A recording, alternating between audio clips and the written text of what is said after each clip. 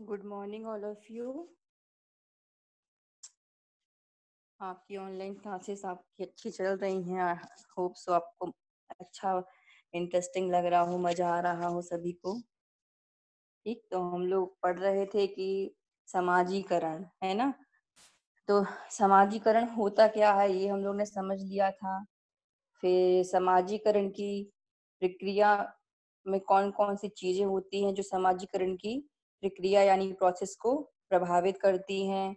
फिर उसके बाद हम लोगों ने देखा था कि बालक का समाजीकरण करने वाले तत्व देख लिए थे कि कौन कौन सी चीज ऐसी तत्व हैं या ऐसी एजेंसीज भी इनको बोल सकते हैं। ठीक है, एजेंसीज भी बोल सकते हैं कि ऐसी कौन कौन सी एजेंसीज हैं। एजेंसी ऐसे लिखा जाएगा इसमें, एजेंसीज। ठीक, हाँ, तो इसमें कौन कौन सी एजेंसी हैं जो बच्ची का सोशलाइजेशन करती हैं यानी कि समाजीकरण करती हैं। तो समाजीकरण सिंपल वर्ड में हमने क्या जाना था, समाजीकरण क्या होता है। समाजीकरण वह प्रक्रिया है जिसके द्वारा आपको बच्चों को क्या बनाना है, एक सामाजिक प्राणी बनाना है, समाज में रहने लायक एक प्राणी बनाना है। समाजीकरण क्या है, वह प्रक्रिया है जिसके द्वारा बालक को सामाजिक बनाया जाता है, सामाजिक प्राणी बनाया जाता है। क्योंकि जो बच्चा है वो जब जन्म लेता है, जब जो वो जन्म लेता है तब वो सिर्फ क्या है, एक हाड़ मास का पुतला है। वो सिर्फ एक लड़की होगा या लड़का होगा, बस इसी इसकी सेक्स से इसकी पहचान होगी। उसके बाद वो जैसे जैसे अपने परिवार के लोगों के संग, माँ के संग, अन्य सदस्यों के साथ अंतःक्रियाएं करता जाता है, वैसे वैसे वो सामाजिक बनता चला जाता है। कई सारे क्वालिटीज उसमें आती जाती हैं। संवेदनशील होना प्रारंभ वहां वहां से बच्चे का प्रारंभ हो जाता है। संवेगात्मक, मानसिक, शारीरिक सभी प्रकार के विकास सामाजिकरण का हिस्सा होते हैं। क्योंकि समाजीकरण में क्या है, ये सारी चीजें अगर बच्ची की ठीक होगी तभी उसका सामाजिक विकास अच्छा होगा, समाजीकरण अच्छा होगा उसका। इसमें हमारा ये आप लोग लिए थे उस दिन जो पीडीएफ ठीक नहीं थी, तो इसमें आप इसकी स्क्रीनशॉट ले लेना। आज role of media in socialization ये हम लोगों ने पढ़ लिया था कि मीडिया का क्या रोल है समाजीकरण करने में। जिस तरीके से मीडिया जो है वो सही जानकारियां भी देता है, उसी प्रकार से नेगेटिव इफेक्ट पड़ा था कि मीडिया से कई प्रकार की नकारात्मक चीजें भी स्त्री और पुरुषों के प्रति समाज में फैलाई जाती हैं। फिर हमने देखा था कि मीडिया के कौन कौन से साधन हैं जो कि बच्चे के समाजीकरण में सहायक होते हैं। बच्चे, और एक चीज और देख लीजिए आप यहाँ पे कि हम लोग ये समाजीकरण पढ़ रहे हैं, जो ये समाजीकरण आपको जेंडर के परिप्रेक्ष्य में पढ़ रहे हैं हम लोग। ये समाजीकरण ही है, पर इसमें हम लोग जोर जिसमें दे रहे हैं वो चीज है मेल और फीमेल में क्या क्या चीजें समानता समाज में है, और कौन कौन से भेदभाव पुरुषों और महिलाओं के बीच समाज में, विद्यालय में, परिवार में व्याप्त है। इन सभी की चर्चा हम इस समाजीकरण में कर रहे हैं।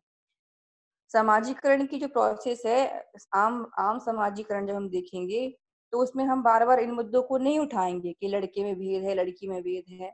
पर जब हम समाजीकरण पढ़ रहे हैं किसके संदर्भ में, जेंडर के संदर्भ में, लड़के और लड़की के संदर्भ में, तब इसलिए हम बार बार चर्चा कर रहे हैं कि चाहे मीडिया हो, चाहे परिवार हो, चाहे समाज हो, धर्म हो, कम्युनिटी हो, सभी क्या करते हैं, एक बच्चे का समाजीकरण करते हैं। जब बच्चे का वो समाजीकरण करते हैं तो जब वो समाजीकरण कर रहे होते हैं तब उसमें वो क्या कर देते हैं, उनको चीजें सिखाने के लिए उनमें अंतर कर देते हैं। देखिए, लड़का और लड़की होना तो ये जैविक अंतर है, इसको तो कोई बदल नहीं सकता। पर जो अंतर समाज के द्वारा, परिवार के लोगों के द्वारा फैलाया गया है या रचा गया है, वो कैसा अंतर है, वो हम लोगों के द्वारा बनाया गया अंतर है। वो अंतर कभी कभी इतना विकराल रूप ले लेता है जिसकी वजह से स्त्री और पुरुषों को कई प्रकार के अत्याचारों का भी सामना करना पड़ता है। तो इसलिए हम सोशलाइजेशन जो पढ़ रहे हैं वो हम पढ़ रहे हैं में जेंडर के संदर्भ में, याद रखिएगा, जेंडर के संदर्भ में हम लोग को ये पूरा समाजीकरण पढ़ना है। ये हम लोग चर्चा कर लिए थे। उसके बाद ये जो उस दिन ठीक नहीं था, अब इसका स्क्रीनशॉट ले सकते हैं कि definition of mass media, media की परिभाषा क्या है, और जो जनसंचार के साधन हैं, कौन कौन से वो साधन हैं जो लैंगिक समाजीकरण को प्रभावित करते हैं। तो ये समझा दिए थे आपको, न्यूज़पेपर वगैरह। उसके बाद चलचित्र, टेलीविजन, रेडियो, ये सब हम लोग डिस्कस कर लिए थे। Take a screenshot. फिर उसके बाद है लैंगिकता हेतु समाजीकरण में, ये वो साधन है, ऊपर क्या है, वो सभी साधन हैं जो सहायक होते हैं समाजीकरण की प्रक्रिया के लिए। वो सोर्सेस हैं जिनके द्वारा सोशलाइजेशन की, जेंडर सोशलाइजेशन की प्रोसेस होगी।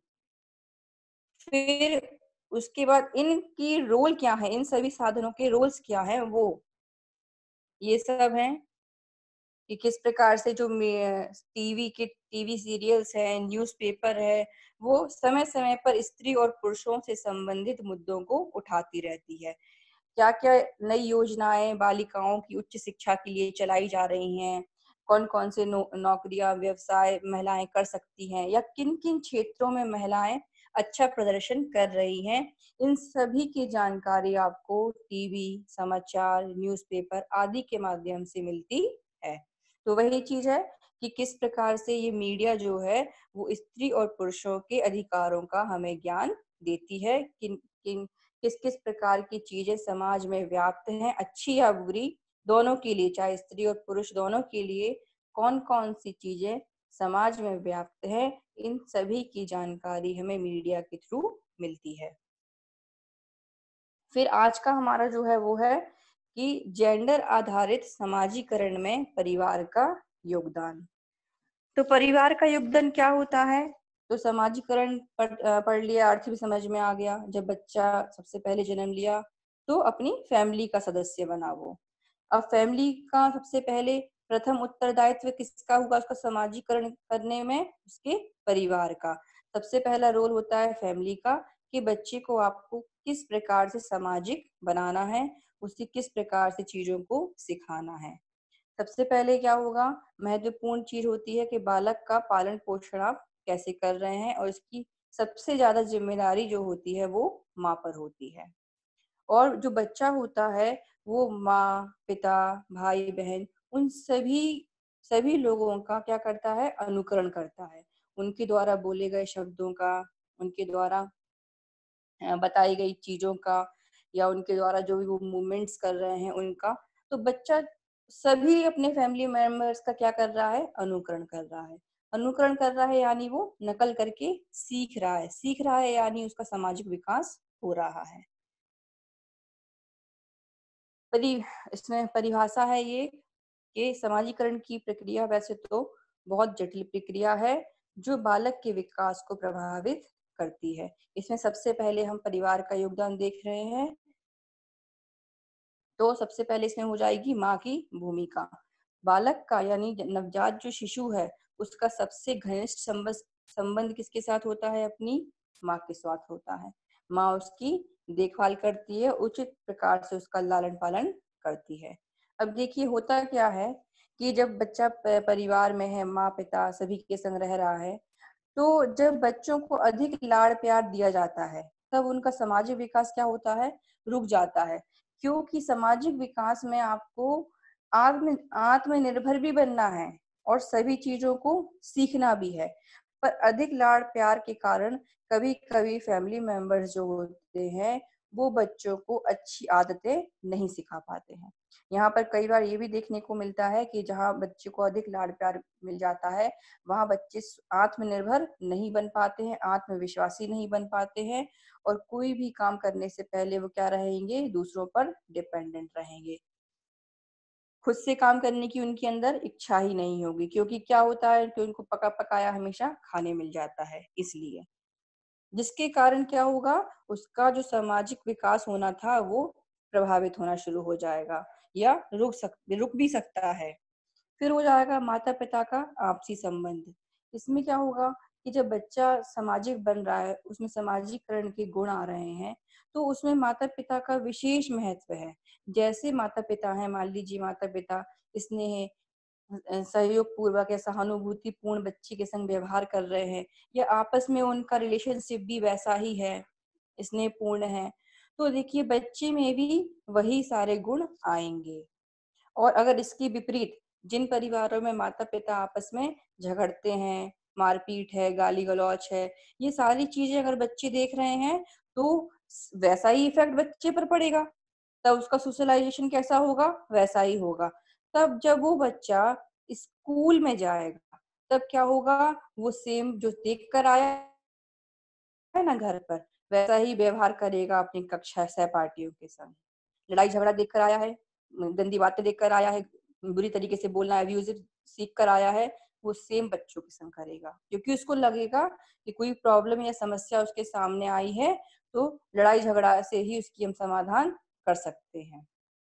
घर में देखा क्योंकि उसने ऐसा माहौल, इसलिए। फिर होगा माता-पिता के बच्चे के साथ संबंध। माता-पिता जब बच्चों को उचित स्नेह देते हैं, तो उनमें अच्छे सामाजिक गुण पैदा हो जाते हैं। और यदि बच्चों को माता-पिता का उचित प्यार और सुरक्षा नहीं मिलती है, तब उनका सामाजिक विकास अच्छे ढंग से नहीं हो पाता है। क्योंकि अगर बच्चा रो रहा है और उस टाइम आप उसको उसके रोने का कारण नहीं पूछें, उसको रोता भी लगता है वैसा ही छोड़ दें, तब उसमें क्या होगा? एक असुरक्षा की भावना विकसित होने लगेगी। और ये ऐसा करने पे आप भी जब कुछ चोट लग जाए या कुछ आपके संग प्रॉब्लम दुर्घटना हो जाए, तब आपको अगर कोई ना पूछे, आपसे पूछने ना आए कि आप कैसे हैं, क्या हुआ, तब आपको ही बुरा लगता है।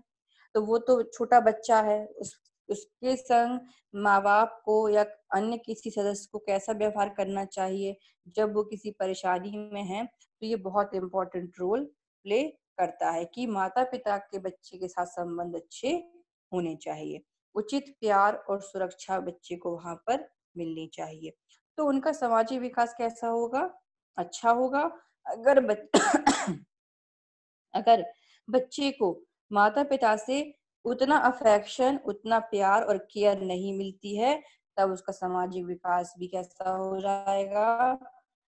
प्रभावित होगा और अच्छे तरीके से नहीं हो पाएगा, कम होगा मतलब। फिर जब वो स्कूल में जाएगा, तब वो क्या होगा? जल्दी फ्रेंड्स नहीं बना पाएगा, जल्दी किसी पर विश्वास नहीं कर पाएगा। ये सब चीजें वहाँ पर आती हैं जब बच्चे को घर परिवार वालों से उचित प्यार और देखभाल नहीं मिलती है। बच्चों का अन्य संबंधियों के साथ संबंध। देखिए, फैमिली मेंबर्स में माता-पिता के संग तो बहुत ज़्यादा इम्पोर्टेंट संबंध होता है बच्चे का। फिर उसके बाद परिवार में और भी सदस्य होते हैं, जिनका बच्चों के साथ रिलेशनशिप होता है। अब ये बिल्कुल ठीक उसी तरीके से हुआ, जैसा कि आपके कॉलेज में 1 या 2 फ्रेंड्स आपके क्या होते हैं, बहुत ज़्यादा क्लोज़ फ्रेंड्स होते हैं, और उसके बाद के जो बच्चे होते हैं, वो आपके सिर्फ फ्रेंड्स होते हैं, ठीक? तो क्लोज़ फ्रेंड्स और फ्रेंड्स में क्या डिफरेंस हो गया? क्लोज फ्रेंड्स के संग आप ज़्यादा कंफर्टेबल रहेंगे, उनको अपनी बातें शेयर करेंगे, सब कुछ बताएँगे, और जो आपके नॉर्मल फ्रेंड्स हैं, उन पे सिर्फ़ आप क्या करेंगे? उनसे सिर्फ़ बातचीत, मित्रता इतना ही रखेंगे। तो वैसे ही ये भी है कि माता-पिता हो गए आपके क्लोज़ फ्रेंड, और बाकी जो रिलेशनशिप्स के लोग हैं, वो आपके फ्रेंड्स हो गए। मतलब उनसे भी आप क्या सीख रहे हैं? समाजीकरण सीख रहे हैं। अब जब ये सगे-संबंधी जो लोग होते हैं, अन्य लोग जो कहलाएँगे परिवार के, तो उनका एक इफ़ेक्ट पड़ता है, क्योंकि उनसे बच्चा ज़्यादा अटैच नहीं होता है। अगर बड़ा परिवार है, सभी लोग साथ में रह रहे हैं, तब तो ठीक है। पर कभी-कभी जब बच्चे सिर्फ़ पेरेंट्स के संग रहते हैं, माता-पिता के संग रहते हैं, इन लोगों से उनका दादा-दादी, चाचा-चाची और भी लोग हैं, इन लोगों से बच्चों का डेली मिलना-जुलना नहीं होता है, तब फिर क्या होता है कि बच्चों का जो अफ़ेक्शन होता है उनके प्रति, वो कम हो जाता है। कम हो जाता है, तो बच्चे कैसा व्यवहार करेंगे उनके संग? फॉर्मेलिटी वाला। बस फॉर्मल होके औपचारिक रूप से पूछ लिया कि हाँ, आप कैसे हैं, कैसे नहीं हैं। तो इस प्रकार का अन्य संबंधियों के संग व्यवहार कैसा करेंगे? इस प्रकार का करेंगे, जैसा कि वो अपने अन्य क्लास फ्रेंड्स के संग करते हैं। तो ये हो गई। फिर होगा नेक्स्ट पॉइंट कि परिवार की आर्थिक स्थिति। आर्थिक स्थिति भी बच्चे के समाजीकरण को बहुत ज्यादा प्रभावित करती है। जिस परिवार में बच्चों को सभी प्रकार की सुख सुविधाएं, आर्थिक सुख सुविधाएं प्रदान की जाती हैं, मिलती हैं, वहां पर बच्चे क्या होंगे, आर्थिक रूप से सक्षम होंगे और उनका समाजीकरण भी उसी तरीके का होगा, क्योंकि उन्होंने कभी दुख तकलीफ या परेशानी फेस नहीं की होंगी। अतः इनसे बालक में सहनशीलता, परिश्रम, है ना, ये सब चीजें क्या होती हैं, विकसित होने लगती हैं। क्योंकि आर्थिक रूप से जब हम संपन्न होते हैं, तब हम काम करने के लिए हमें ज्यादा सोचना नहीं पड़ता है। पढ़ाई लिखाई करनी है, आगे बढ़ना है, बुक्स खरीदनी है, पैसे हैं तो हम ये सारी चीजें कर लेंगे। पर जिन बच्चों के पास नहीं है, वो सोचने लग जाते हैं, चिंताशील बन जाते हैं, तो अब उनका समाजीकरण का जो विकास है वो कैसा होने लगता है, प्रभावित होने लग जाता है। अगर आर्थिक स्थिति परिवार की ठीक नहीं है, तब तब हो सकता है बच्चा चोरी करे, अपनी जरूरतों को पूरा करने के लिए अपराध करना प्रारंभ कर दे। ये सारी चीजें हो सकती है वहां पे, कि अगर परिवार की आर्थिक स्थिति ठीक नहीं है तब। परिवार की बनावट। अब दो प्रकार के परिवार होते हैं, संयुक्त फैमिली और असंयुक्त फैमिली। सब आप लोग परिचित हैं इन सब चीजों से, है ना। संयुक्त फैमिली कौन होती है, जिनमें सभी लोग, दादा दादी और भी घर के अन्य सदस्य, सभी लोग मिलजुल कर रहते हैं। इसका इफेक्ट क्या होता है, जो हमारी संयुक्त फैमिली है ना, उसका इफेक्ट क्या होता है बच्चे के सोशलाइजेशन पे, वो बहुत सारे लोगों के संग बचपन से ही एडजस्ट करना सीख लेता है। ये इसका सबसे बड़ा बेनिफिट है संयुक्त परिवार का।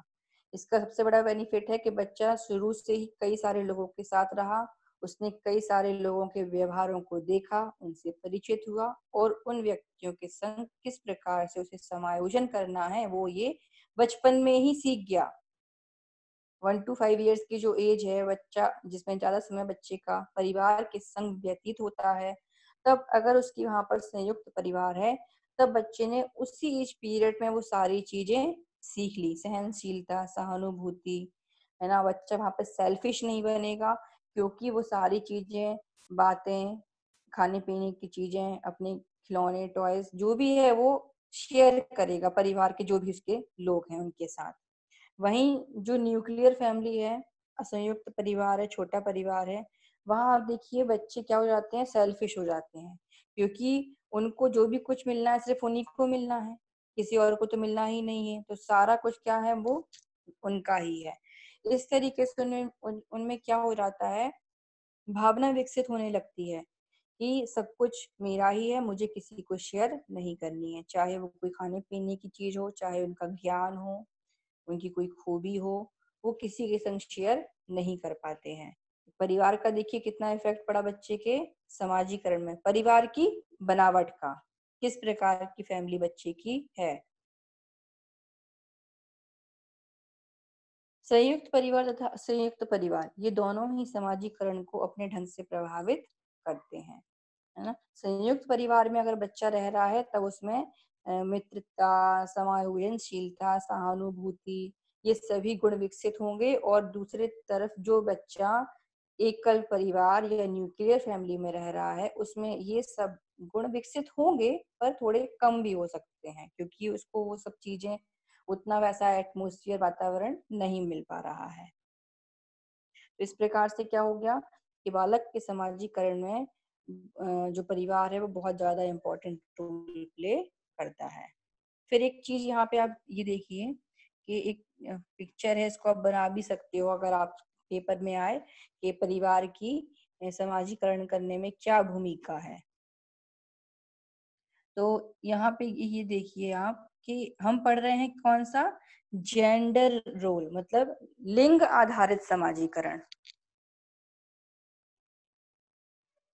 लिंग आधारित समाजीकरण, ठीक है। तो इसमें हम क्या देख रहे हैं कि जो समाजीकरण की प्रोसेस हो रही है, वो परिवार में सबसे पहले होती है। तो परिवार में जब बच्चे होते हैं, जैसे गर्ल्स हुई या बॉयज हुए, मतलब जो भी बच्चा पैदा हुआ, गर्ल हुआ या बॉय हुआ, तब परिवार वाले ही सबसे पहले क्या कर देते हैं वहां पे, जेंडर विभेद। ये हम लोग को पढ़ना है आगे, जेंडर डिस्क्रिमिनेशन। तो जो बच्चे, जो परिवार है, वही लोग क्या कर देते हैं, वहां पर विभेद करना प्रारंभ कर देते हैं। कैसे? परिवार में बच्चा आया, उसके खेल खिलौने, टॉयज, कपड़े, आचार विचार, उसको जो चीजें सिखानी है, जो उसके लिए रूल्स बने हैं, बॉयज और गर्ल्स के परिवार वालों ने शुरू में ही अलग कर दिए। शुरू से ही सबसे पहले जो विभेद करने वाली एजेंसी हुई वो तो परिवार ही हो गई। अभी भी हम लोग को एजेंसीज पढ़नी है कि ऐसी कौन कौन सी संस्थाएं हैं या तत्व हैं जो कि जेंडर डिस्क्रिमिनेशन को क्रिएट करते हैं, यानी लिंग आधारित भेदभाव को जन्म देते हैं। गर्ल्स के टॉयज अलग होते हैं, उनकी एक्टिविटीज अलग होती हैं, उनके कपड़े, उनके खेल, उनका करियर। देखिए, ये सारी क्या है, गर्ल्स की अलग हैं और बॉयज की अलग है। बच्चा 24 घंटे भी नहीं होते हैं जन्म लिए, और जिस भी वो सेक्स में जन्म लिया है, मेल या फीमेल, उसके अकॉर्डिंग ही उसका वहीं से पालन पोषण प्रारंभ होने लगता है। फॉर एग्जाम्पल, जैसे गर्ल है तो इसके लिए फ्रॉक आएगी कपड़ों में, टॉयज भी कैसे आएंगे, डॉल वगैरह ये सब आएंगे, है ना। बॉयज है तो उसके टॉयज और उसके कपड़े कैसे होंगे, अलग होंगे। सेम लड़कियों के जो खेल होते हैं वो अलग होते हैं। सिखाता कौन है ये सब अलग होना? ये परिवार वाले के, ये लड़कियों के खेल हैं और ये लड़कों के खेल हैं। जैसे आज के समय में तो सभी लोग, चाहे लड़के हों चाहे लड़कियां, क्रिकेट भी खेल रही हैं, बास्केटबॉल, वॉलीबॉल, सभी प्रकार के स्पोर्ट्स जो मेल्स खेलते हैं वो सारी फीमेल्स भी आजकल खेल रही हैं। तो इससे कोई वो नहीं है। फिर इसके बाद क्या हो गया कि उनका रहन सहन और उनके जो भी और अदर चीजें हैं, या उनकी जो भी और अदर जरूरत की चीजें हैं, वो भी उनके जेंडर के अकॉर्डिंग क्या हो जाती हैं, अलग हो जाती हैं। जैसे कई जो परिवार हैं, शिक्षित परिवार हैं, शिक्षित माता पिता हैं, वो वहां पर भेदभाव कम करते हैं। पर जहां पर शिक्षा की कमी है जिन परिवारों में, वो भेदभाव लड़के और लड़कियों में ज्यादा करते हैं। इस प्रकार से ये देखिए आप, तो इस प्रकार क्या हो गया कि जो करियर है, सबसे लास्ट में जो करियर चॉइसेस देख रही हैं, लड़कियों के लिए क्या कह दी जाती हैं कि आप टीचर बन सकते हैं, या आप सिलाई का काम कर सकते हैं, या कोई घरेलू व्यवसाय आप शुरू कर सकते हैं। मतलब बहुत कम पेरेंट्स होंगे जो ये कहेंगे कि नहीं, मेरी बेटी डॉक्टर, इंजीनियर, नेवी या आर्मी या रेल, इधर किसी भी फील्ड में जाने के लिए फ्री है। बहुत कम पेरेंट्स की ऐसी सोच होती है।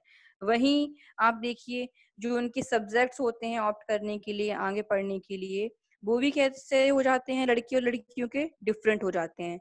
लड़कियां, मतलब मानसिकता है ये फैमिली मेंबर्स की या उनके परिवार के लोगों की, कि लड़कियां क्या करेंगी मैथ लेकर, मैथ तो बनेगी नहीं, लड़कियों का सब्जेक्ट नहीं है मैथ, है ना। ये तो मतलब सब्जेक्ट देते टाइम भी भेदभाव, इसका भी हम लोग डिटेल में भी आगे चर्चा करेंगे। तो इस तरीके से हमने लड़के और लड़कियों के लिए परिवार के लोगों ने करियर भी डिसाइड कर रखे हैं कई जगह पर, जहां पर पेरेंट्स शिक्षित नहीं है या उनकी सोच थोड़ी रूढ़िवादी है। तो वहां पे वो क्या करते हैं कि लड़कों को आगे पढ़ने के लिए भेजते हैं, बाहर, घर से बाहर भी भेजते हैं पढ़ने के लिए, उच्च शिक्षा उनको अच्छी देते हैं लड़कों को, और इंजीनियर हुआ या मेडिकल बैकग्राउंड हुआ, वहां पर जाने की उनको पूरी छूट होती है लड़कों को। तो इस तरीके से क्या हो गया, जेंडर रोल स्टीरियोटाइपिंग के समाजीकरण में परिवार कैसे जेंडर को लेकर भेदभाव क्रिएट करता है, या कैसे उसके जेंडर को आधार बनाकर उसकी परवरिश करता है परिवार।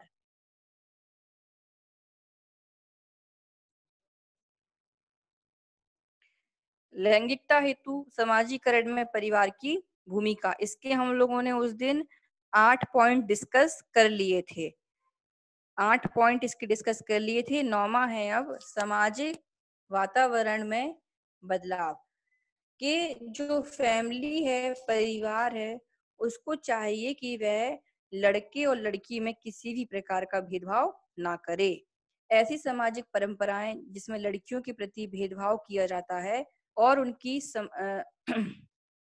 भेदभाव किया जाता है, तो घर परिवार में ही अगर लड़के और लड़कियों में भेदभाव किया जाएगा तो सबसे ज्यादा इफेक्ट वहां पर लड़कियों को होता है आने वाले। और क्योंकि उससे उनका आत्मबल कमजोर हो जाता है, आत्मविश्वास विश्वास नहीं उनका बढ़ पाता है। और जब वो स्कूल या समाज में पहुंचती हैं, सामाजिक संस्थाओं में जाती हैं, तब वहां वो अपने आप को सिक्योर फील नहीं कर पाती हैं।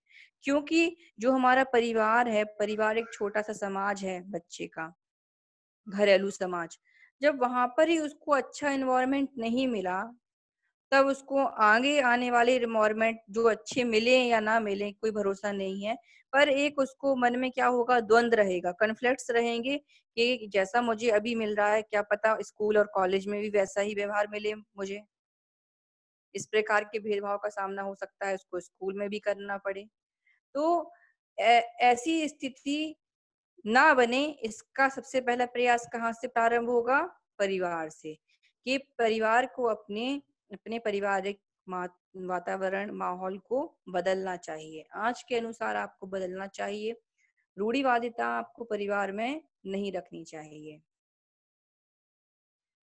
इस प्रकार परिवार को लैंगिक भेदभावों तथा महिलाओं की उन्नत स्थिति हेतु संकल्पित होना चाहिए, जिससे सामाजिक कुरीतियों और भेदभावपूर्ण व्यवहार की समाप्ति की जा सके। क्योंकि घर परिवार में ही लड़कियों लड़कियों, चाहे महिला और पुरुष, जो घर के पेरेंट्स हैं, मतलब घर के पेरेंट्स, माता पिता, उसमें भी देखिए आप, जो काम महिलाएं करती हैं वो घर के पुरुष नहीं करते हैं। जब वो देख रहे हैं, बच्चे देख रहे हैं जब ऐसा, तब सेम वैसी प्रोसीजर होने लगेगा कि जो घर के काम है, जो घरेलू काम है, वो लड़कियों से करवाए जाएंगे। और जो बाहरी काम है कि बाहर से कुछ सामान लाना है, कुछ खरीद कर लाना है, वो सब कौन करेगा? लड़का करेगा। ये सोच बना ली है क्योंकि परिवार के लोगों ने। इसमें फिर एक और है, अंधविश्वासों तथा जड़ परंपराओं का बहिष्कार। ये सबसे सबसे ज्यादा है, ये इसी पॉइंट के आधार पर ही पूरा भेदभाव परिवार में और समाज में व्याप्त है। अंधविश्वास क्या है? अंधविश्वास के लड़के जो हैं वो वंश को आगे बढ़ाते हैं, लड़कियां आगे नहीं बढ़ाती हैं। इसी भेदभाव के कारण क्या होता है, इसी भेदभाव के कारण क्या होता है कि जो लड़के हैं उनमें वही भावना भी आ जाती है कि मैं तो कुल का दीपक हूँ। तो उसके कारण क्या होगा, वो वैसा ही व्यवहार भी दर्शाएंगे, खासकर अपनी बहनों को डोमिनेट करेंगे, मम्मी को डोमिनेट करेंगे। मतलब मैं उन जो देख रहे हैं ना अपने पुरुष वर्ग से, परिवार के पुरुष वर्ग से एक्टिविटीज को, महिलाओं के लिए जो एक्टिविटीज वो करते हैं, करते हुए जो देख रहे हैं व्यवहार को, वैसा ही वो बच्चा, वो लड़का जो है वो भी सीख रहा है। तो आप यहाँ पर सबसे पहली चीज यही है कि ये चीज परिवार से चाहे समाज से हटानी हटानी होगी, या कह लीजिए वहां पे धारणा को लोगों की बदलना होगा कि लड़के वंश चलाते हैं, ऐसा नहीं है। आखिर लड़का या लड़की जो भी हुआ है तो आखिर वो परिवार का ही खून, तो ऐसा कैसा हो गया कि लड़का वंश चलाएगा और लड़की नहीं चलाएगी? तो इसी प्रकार की परंपराओं और विश्वासों को तार्किक कसौटी पर कसना चाहिए, मतलब रीजनफुल उनका आंसर आपको वहां देना है। और परिवार में इन सब चीजों को खत्म करना होगा, तभी जाकर जेंडर विभेद या जेंडर विभेदीकरण समाप्त हो पाएगा। परिवार से जब ये प्रारंभ होगा, तब धीमे धीमे आके समाज और अन्य समुदायों या कम्युनिटीज का हिस्सा भी बनने लगेगा। उच्च चरित्र तथा व्यक्तित्व का निर्माण, इसमें क्या होगा कि जो परिवार है, आप देखिए जैसे अच्छी फैमिलीज जो होती हैं, पढ़े लिखे, जिनके दादा दादी और पूरी फैमिली अच्छे उसको बिलोंग कर रही है, तो वहां पे बच्चों में भी वैसा ही कैरेक्टर आपको देखने को मिलेगा। कभी कभी हम कहते हैं ना कि ये बच्चा अपने दादा की झलक है, इसमें वैसे ही गुण है, ये अपनी पिता की माता की झलक है ना, इसमें सभी प्रकार के वैसे ही गुण हैं जैसे इसके माता पिता में है। क्योंकि वहां पर मोरल वैल्यूज फैमिली मेंबर्स के द्वारा बच्चे को सिखाई जा रही हैं, इसलिए शुरू से ही जो दादा दादी हैं बच्चे उनके संग रहते हैं, तो वो क्या करते हैं, बच्चे को मोरल वैल्यूज सिखाते हैं, अच्छी अच्छी बातें सिखाते हैं, जिससे कि उनके अच्छे चरित्र कैरेक्टर का निर्माण होता है। जब चरित्र अच्छा बनेगा, तब जो उनकी पर्सनैलिटी है उसमें भी संपन्नता आपको देखने को मिलेगी। मतलब ओवरऑल उनकी जो पर्सनैलिटी है वो भी अच्छी विकसित होगी। जैसे कि बच्चे टीचर को, विद्यालय में टीचर को देखते हैं, तो जैसा टीचर का चरित्र होगा, उसकी पर्सनैलिटी होगी, अगर अच्छी होगी, बच्चे उससे प्रभावित होंगे, तो बच्चे भी वैसे ही बनने का प्रयास करते हैं। और अगर फैमिली मेंबर्स की पर्सनैलिटी अच्छी है, उनके बच्चे जो बच्चे हैं उनके आचार विचार क्रियाकलापों से प्रभावित हैं, तो वो अपने फैमिली मेंबर्स की तरह ही बनना पसंद करते हैं। तो यहाँ कहने का मतलब ये है कि परिवार को अच्छी चीजें, अच्छी मोरल वैल्यूज, अच्छे गुण बच्चे को देना चाहिए। जैसे कि आपको भेदभाव नहीं करना है, लड़का लड़की समान है, दोनों भाई बहन आप समान हो। इस प्रकार की चीजें जो लैंगिकता यानी जेंडर से जुड़ी हुई हैं, वो सभी चीजों की अच्छी वैल्यूज आपको बच्चे को देनी होंगी, अच्छे मूल्य आपको वहां पर बच्चे को सिखाने होंगे कि आपको माँ का भी सम्मान करना है, अपनी मित्र का भी सम्मान करना है, अपनी बहन का भी सम्मान करना है ना, अपनी पत्नी का भी सम्मान करना है। मतलब जो भी फीमेल्स हैं, आपको उनका उनकी रिस्पेक्ट करनी है। समान दर्जा आपको वहां महिलाओं को और पुरुषों को प्रदान करना है। व्यवसाय कुशलता की शिक्षा, नेक्स्ट इसमें हो जाएगा व्यवसाय कुशलता की शिक्षा, कि परिवार को चाहिए कि वे अपने सभी सदस्यों को आत्मनिर्भर बनाएं, खास करके लड़कियों को जरूर, क्योंकि जो फैमिली मेंबर्स होते हैं या फैमिली, उनका सबसे ज्यादा जोर होता है लड़कों पर, कि लड़कों को पढ़ा लिखा कर अच्छा शिक्षित करना है, जिससे लड़के किसी रोजगार से जुड़ सकें, किसी व्यवसाय से जुड़ सकें और अपनी आजीविका का साधन उनके पास हो, पैसा कमाने लगे। इसीलिए व्यवसाय कुशलता जो है वो लड़कों, जो उसकी व्यवसाय कुशलता का जो जोर होता है वो लड़कों के लिए ज्यादा होता है परिवार की तरफ से, तो ऐसा नहीं होना चाहिए। व्यवसायिक शिक्षा जो है वो लड़के और लड़की दोनों को प्रदान करनी चाहिए, परिवार को भी देना चाहिए, विद्यालय को भी देना चाहिए, दोनों बिना भेदभाव के, दोनों को ही।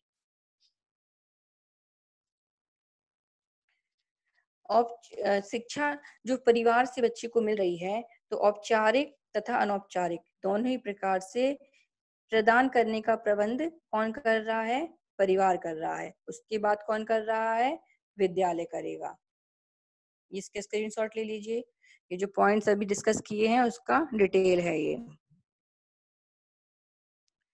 फिर उसके बाद है कि जब परिवार में स्त्री पुरुष लड़के लड़कियों के मध्य किसी भी प्रकार का लिंग को लेकर भेदभाव अगर नहीं होगा, तो वो क्या करेंगे, ऐसा नहीं होगा कि फिर लड़कियों के काम सिर्फ लड़कियां करेंगी और लड़कों के काम सिर्फ लड़के करेंगे।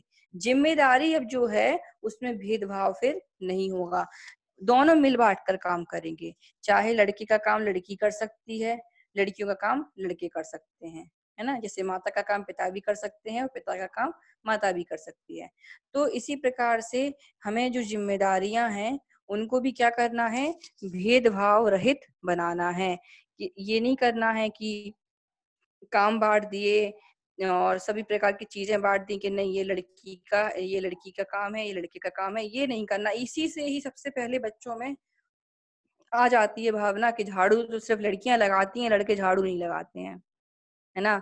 खाना सिर्फ लड़कियां बनाती हैं, लड़के खाना नहीं बनाते हैं। कपड़े धोना और जो जो भी प्रकार के काम है, जब देखते हैं कि सिर्फ घर की महिलाएं ही करती हैं घरेलू काम और पुरुष नहीं करते हैं, तो बच्ची में भी सेम वही संस्कार वहां से आने प्रारंभ हो जाएंगे।